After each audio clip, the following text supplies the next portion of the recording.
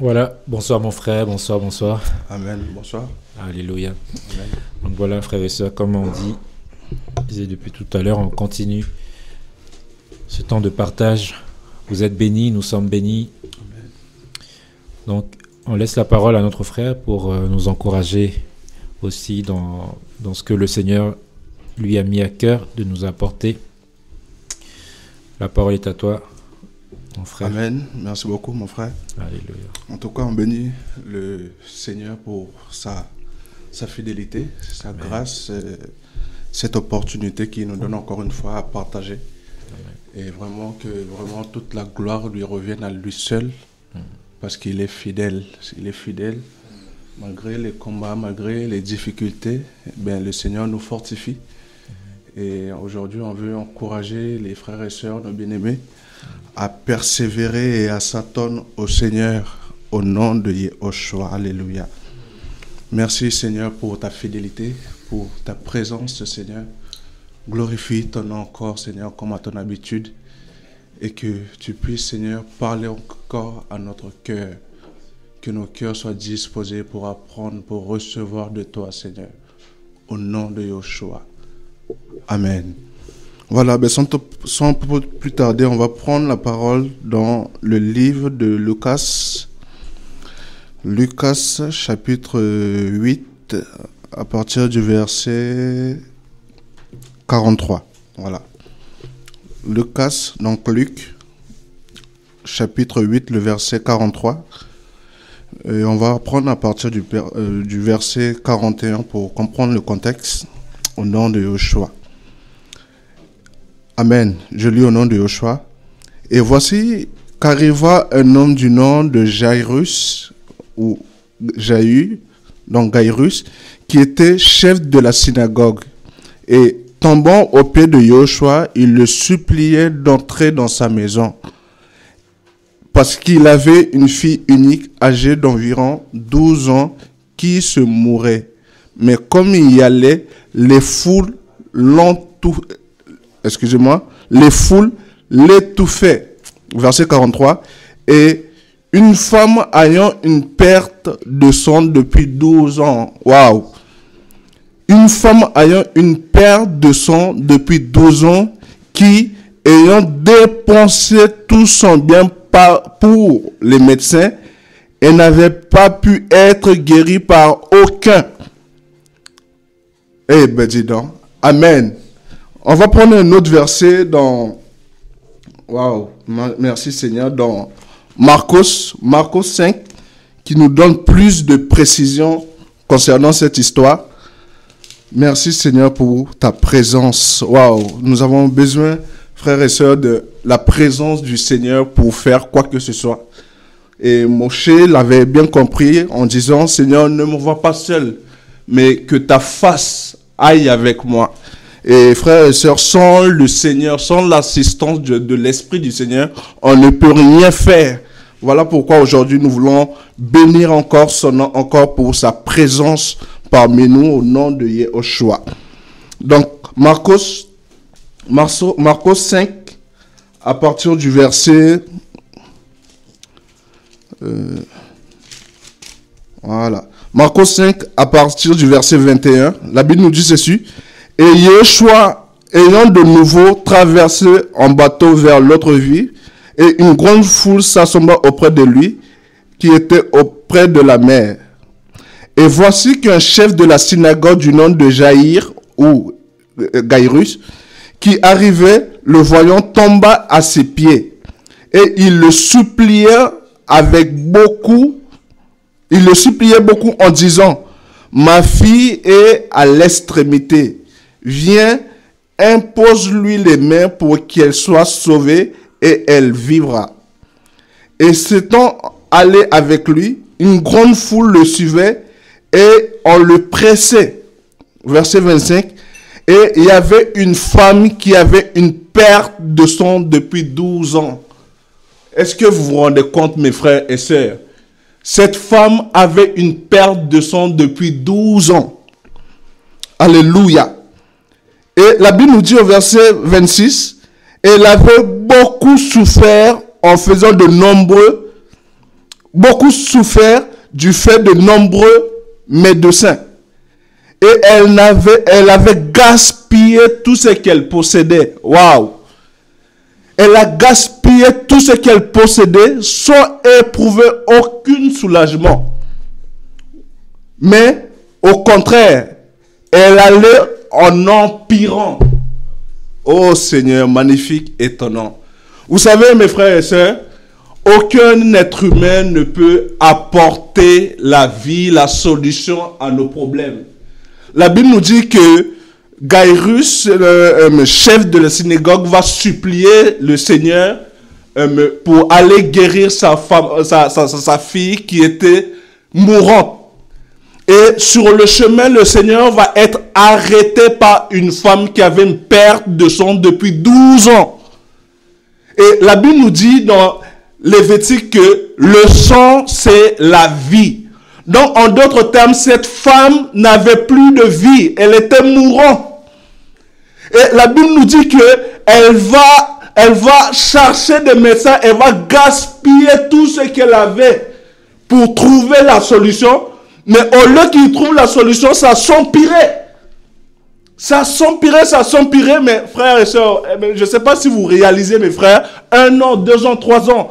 Mais pendant 12 ans, cette femme perdait du sang. On peut dire que cette femme était morte parce que quelqu'un qui perd du sang, à long terme, il va mourir. Parce que le sang, c'est la vie. Alléluia. Le sang, c'est la vie. Et cette femme va gaspiller de l'argent. Parce qu'il pensait qu'en allant vers ce médecin, il allait trouver la solution. Mais au lieu qu'il trouve la solution, ça s'empirait. Waouh! Et le Seigneur, depuis le ciel, a vu la souffrance de cette femme. Parce que là, frères et sœurs, où les êtres humains s'arrêtent, c'est là que le Seigneur commence. Là où l'être humain a des limites, le Seigneur, lui, n'a pas de limites. Et cette femme-là qui n'avait pas trouvé de solution auprès des médecins, ben le Seigneur s'est présenté comme la solution.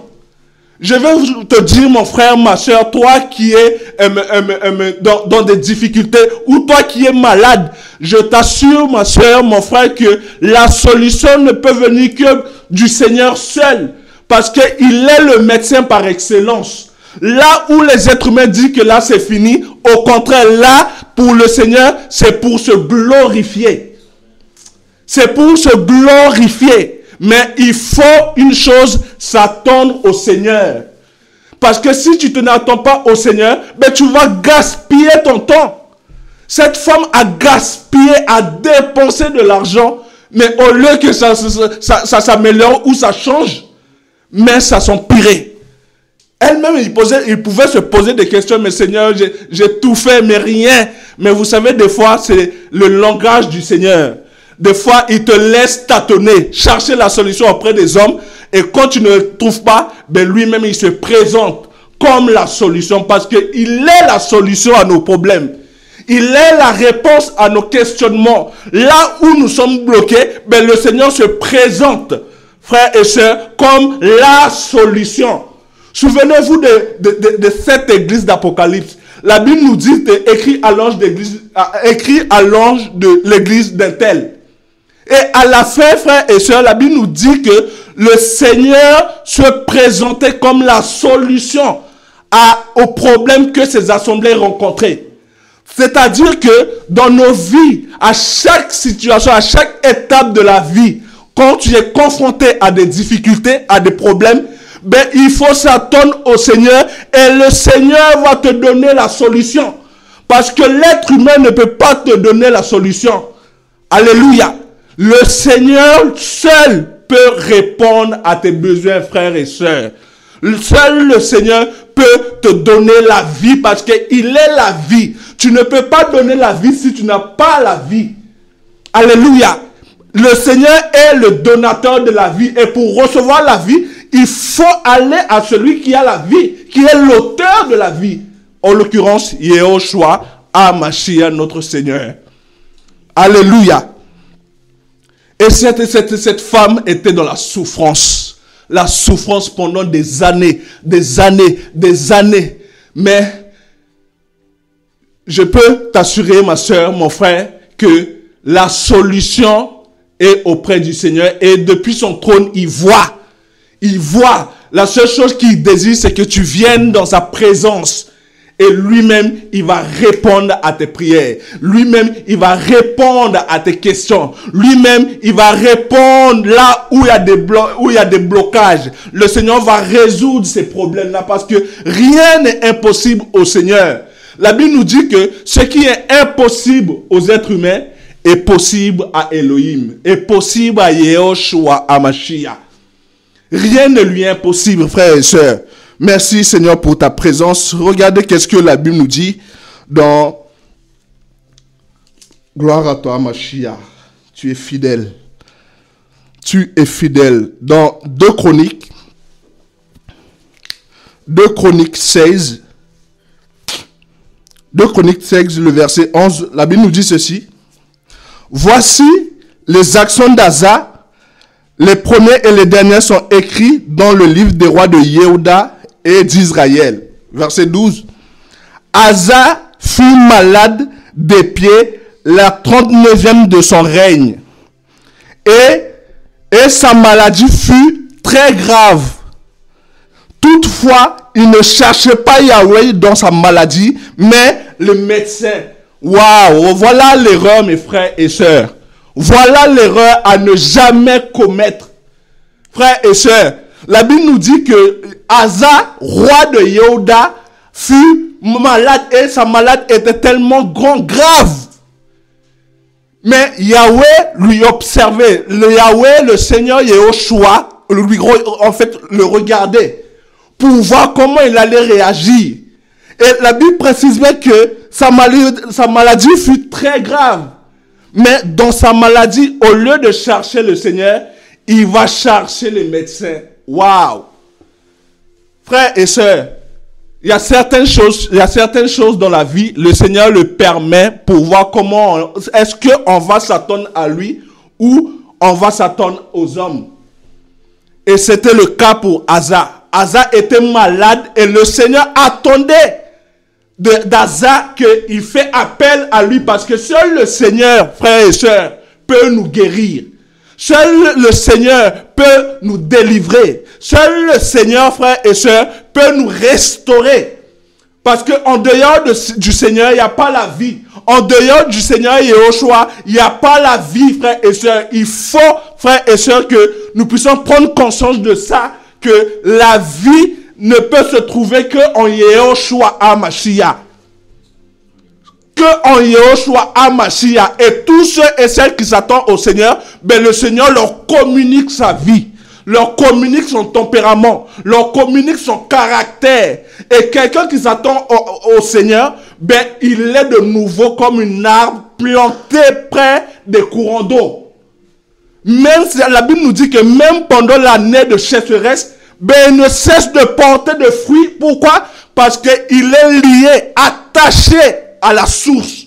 Et quelqu'un qui est attaché à la source et tout le temps est alimenté par la source. Croyez-moi, frères et sœurs, pendant qu'il y en a d'autres qui tombent, lui, il ne peut pas tomber parce qu'il est lié, il est attaché. La Bible nous dit dans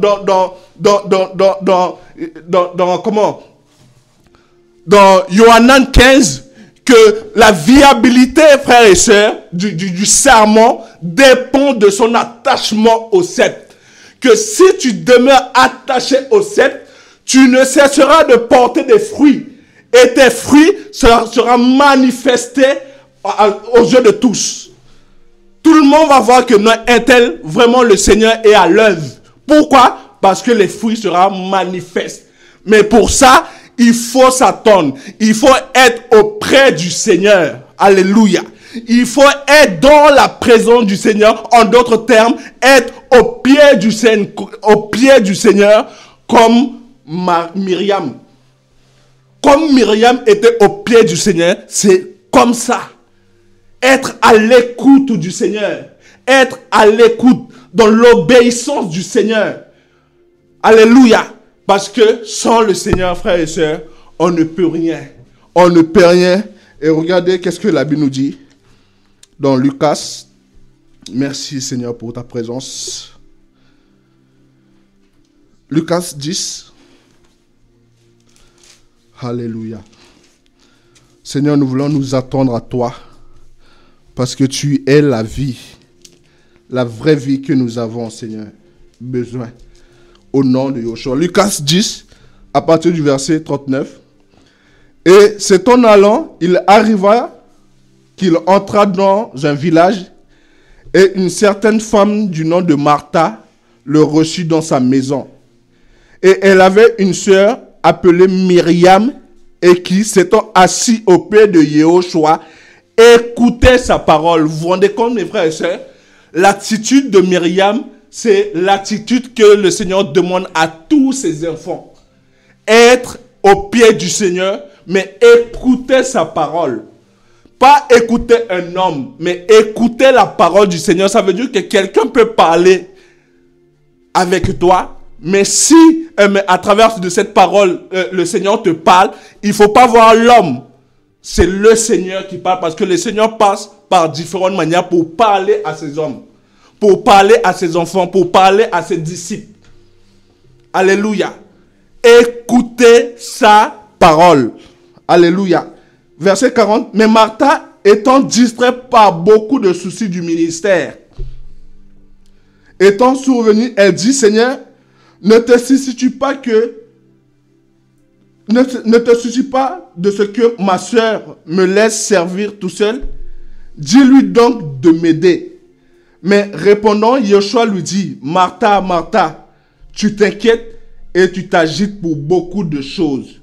Une seule est nécessaire. Myriam a choisi la bonne part qui ne lui sera pas ôtée.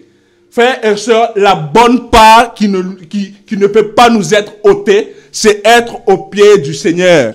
Quelqu'un qui est au pied du Seigneur, personne ne peut le sortir de là.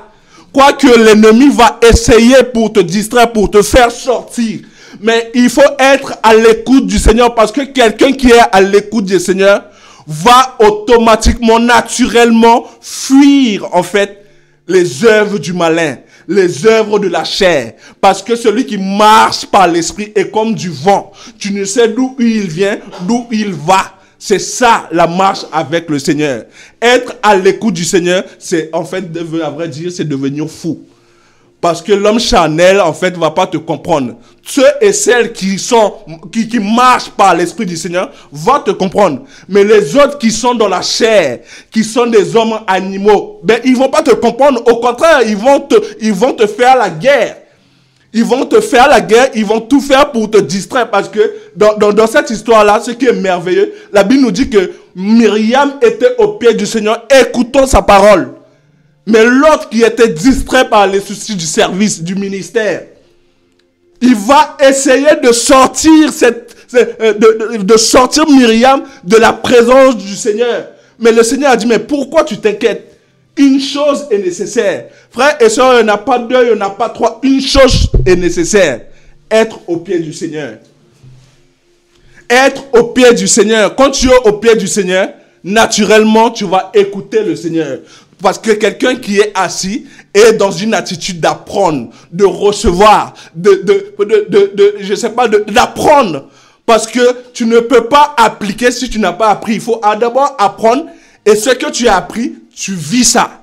Voilà pourquoi le Seigneur disait à ses disciples, vous êtes bénis. Vous êtes bénis. Si vous savez ces choses, vous êtes bénis. Mais pour vous que vous le pratiquez.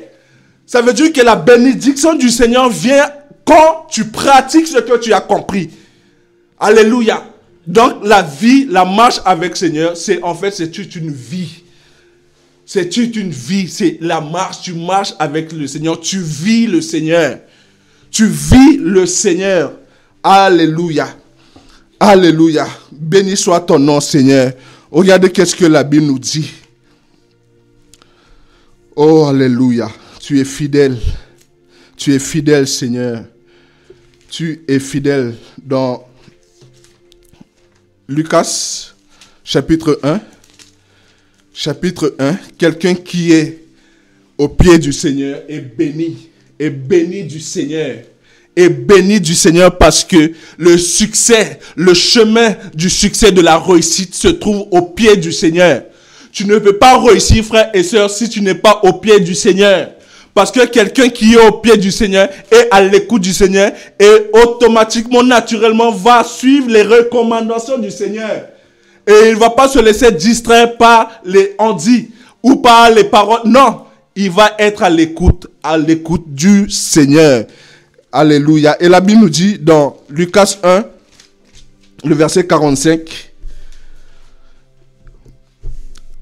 Amen. Je lis au nom de Joshua. Et bénie est celle qui a cru, parce que les choses qui lui ont été dites par le Seigneur auront leur accomplissement. Quand tu es dans la parole du Seigneur, mes frères et sœurs, ben le Seigneur te parle. Le Seigneur te parle. Le Seigneur te console par sa parole. Le Seigneur guérit, restaure ton âme, restaure ton cœur blessé, attristé par les choses qu'on peut subir au quotidien. Et dans sa présence, le Seigneur nous guérisse, le Seigneur nous fortifie, le Seigneur nous console.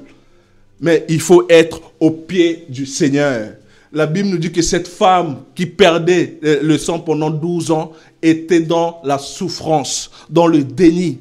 Mais le jour qu'il a touché le pan de sa robe, ben la Bible nous dit que la source, waouh, on va le prendre, frères et sœurs. Alléluia. Magnifique est ton nom, Seigneur. Je le reprends dans Marcos 5. Waouh. Quand le Seigneur agit, frères et sœurs, le Seigneur ne fait pas les choses à moitié. Il fait de tout, de A à Z. Alléluia. Merci, Seigneur. Alléluia. Tu es fidèle, Adonai. Voilà. Au verset, je lis à partir du verset 27. Ayant entendu parler de Yehoshua, elle vint dans la foule par derrière et toucha son vêtement. Car elle se disait, même si je ne touche que ses vêtements, je serai sauvée. Verset 29. Et immédiatement, la Bible nous dit, immédiatement, la source de son sang se dessécha. Oh, quelle magnifique parole, frères et sœurs. Quelle magnifique parole. La Bible nous dit que la source de ce sang sécha. Immédiatement, il fut, en fait, elle a reçu la guérison. Alléluia. Je peux t'assurer, ma soeur, mon frère, que dès que tu rencontres le Seigneur, ben la source de tes problèmes est résolue. La source de ton sang est séchée. Parce que le Seigneur est celui qui sèche là où l'être humain ne peut pas sécher. C'est là que le Seigneur intervient. Et le Seigneur, et la Bible précise bien que la source, c'est-à-dire que l'origine de ce problème, frères et sœurs, ben, en fait, le Seigneur l'a restauré. Tout simplement. Parce que quand on parle de source, on voit l'origine. Et c'est ça. Le Seigneur, quand il agit dans la vie de quelqu'un, il voit la source, d'où vient le problème. Et une fois que la source est résolue, ben le reste va couler. Le reste va couler. Souvenez-vous quand le Seigneur allait dans les synagogues, la Bible nous dit qu'il trouvait des gens qui étaient malades. Et la première des choses que le Seigneur disait à ces hommes, ben tes péchés te sont pardonnés. Mais attends, mais pourtant ces hommes demandaient la guérison. Mais le Seigneur va d'abord à la source, parce que si au niveau de la source c'est résolu, tout va couler. Si le péché, au niveau du péché c'est résolu, ben il n'y a plus de maladie. Parce que c'est le péché qui amène les maladies. Si le péché est résolu, ma soeur, mon frère, ben tu reçois la guérison instantanément. Parce que la source du péché, la source en fait des maladies, c'est le péché. La Bible nous dit que c'est pas un seul homme, le péché et la mort est rentré. Donc c'est le péché qui donne accès au monde des ténèbres, qui donne accès au malin d'apporter les maladies. Mais le Seigneur, il guérit la source. Il guérit la source. Il dit, arrête le péché et le reste va couler. Ça va couler, ça va couler. Magnifique Seigneur. Waouh! Verset 30, immédiatement Yeshua, au verset 29, et immédiatement la source de son sang se dessécha et elle sut dans son corps qu'elle était guérie de ce fléau. Donc c'était un fléau. Mais elle a été guérie par le Seigneur. Waouh! Verset 30. Et immédiatement, Yehoshua ayant su en lui-même qu'une force était sortie de lui. Waouh! Et ça, c'est merveilleux, Seigneur. C'est merveilleux, mes frères et sœurs, ici. La Bible nous dit, le Seigneur a su en lui-même qu'une force était sortie de lui. Frères et sœurs, je veux attirer votre attention sur quelque chose. C'est Yehoshua qui est la vie. C'est Yehoshua qui est Elohim. Parce que cette femme a reçu la guérison, le Seigneur qui est Elohim, qui avait, comment je peux dire, qui a fait cette femme-là, qui était dans la mort, ben, en touchant le bord de son vêtement, ben, elle a reçu la guérison. Et dans Yeshaya, la Bible nous dit que le bord de son vêtement, c'est la révélation de Yehoshua. C'est-à-dire que en recevant la révélation de Yehoshua, ben, le problème de cette femme est résolu. Parce que la restauration, la réussite d'un travail, d'un ministère, d'un service, ben, c'est la révélation du vrai Elohim. Voilà pourquoi le Seigneur disait que le premier de tous les commandements, c'est d'abord Yehoshua. Connaître qui il est et adore lui, parce qu'il est un seul, le véritable. Et quand tu connais qui est Yehoshua, ben le Seigneur révèle maintenant ton identité en tant qu'enfant d'Elohim. Parce que tu as connaissance de qui est Yehoshua. Frères et sœurs, c'est magnifique. C'est magnifique. Tout pour dire, mes frères et sœurs, il faut s'attendre au Seigneur. Même si tu as été, les médecins t'ont déclaré comme quelqu'un qui a reçu quelque chose d'incurable. Incurable selon les hommes, mais pas selon Elohim. Parce que rien n'est impossible à Elohim. Rien, rien. Souvenez-vous de cet aveugle dans Yohanan 9, né de naissance. Et, excusez-moi, les disciples vont dire, mais Seigneur, mais qui a péché pour que cet homme soit né aveugle?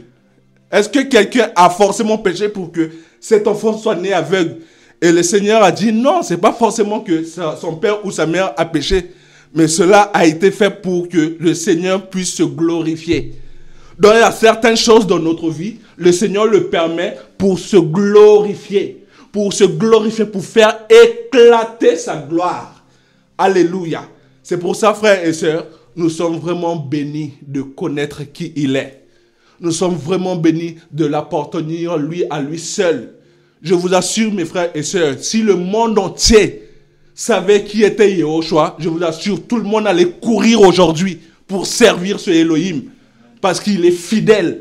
Il est fidèle, mais frère, ça aussi c'est vraiment une grâce. Parce que ce n'est pas donné à tout le monde. Il y en a qui désirent, ils ne trouvent pas. Toi et moi, nous avons trouvé, mais chérissons ça.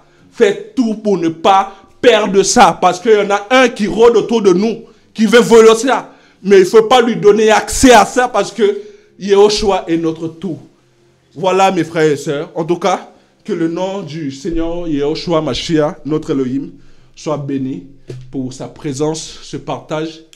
Et je pense que le Seigneur voulant, on va continuer dans ce sens-là pour glorifier son Seigneur parce qu'il est fidèle. Que son nom soit béni au nom de Yehoshua. Alléluia. Waouh, waouh, waouh. Alléluia. Alléluia. Seigneur Yehoshua, notre roi, notre espérance. Frères et sœurs, on voit vos réactions sur le chat. Comment vous êtes bénis, comment vous êtes encouragés et on se réjouit. On se réjouit, on remercie le Seigneur pour sa grâce, pour sa miséricorde. Merci Père Saint pour tout ce temps béni.